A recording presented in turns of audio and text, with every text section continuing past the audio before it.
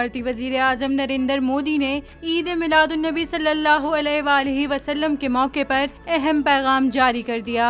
भारतीय वजीर आज़म नरेंद्र मोदी ने ईद मिलादुन्नबी सल्लल्लाहु अलैहि वसल्लम के मौके पर अपने ऑफिशियल एक्स अकाउंट से मुसलमानों को मुबारकबाद पेश की।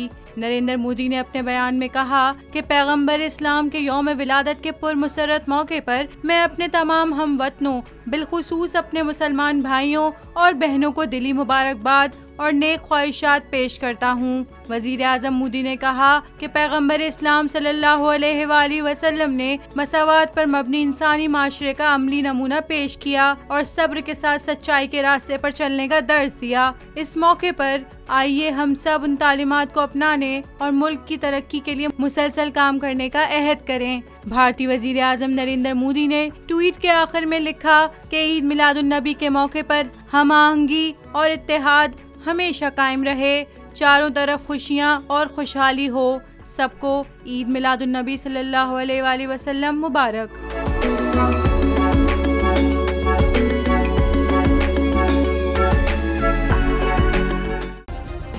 सब्सक्राइब करें और बेल दबाएं ताकि कोई खबर रह न जाए।